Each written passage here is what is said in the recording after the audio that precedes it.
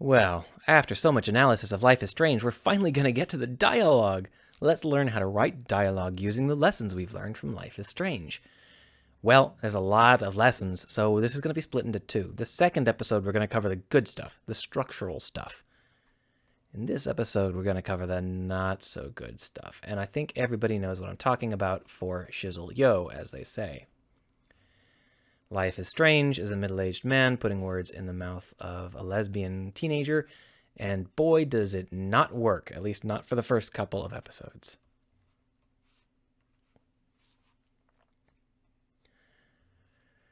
Well, okay, aside from don't put memes into your dialogue, is there something we can learn from this?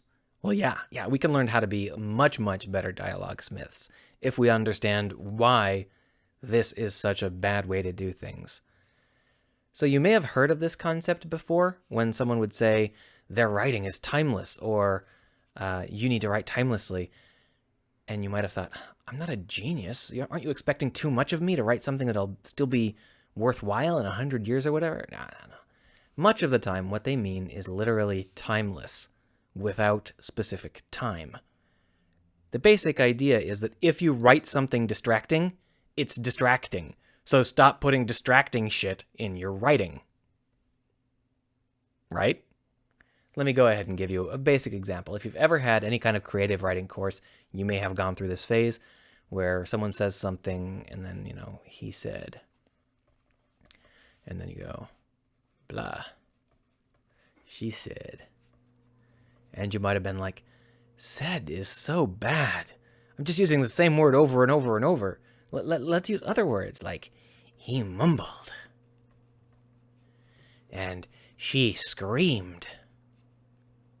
And even just he replied. And so you did that and you turned it in and your teacher said, just use said. Said is an invisible word. Nobody will ever notice it. And that's the whole point. You want the people to pay attention to the parts of your story that matter. And the parts of your story that matter are the dialogue and not the random little taglines at the end of the dialogue. That's not always true. There are times when you do want to draw more attention to the tagline or the little elements outside of the dialogue and less attention to the actual dialogue itself. And in those times, you might want to use a separate word. When the delivery is more important than the actual words being said, you use something other than said. And it's a very basic technique. It's something that most writers understand. And the same is true of literally everything you write.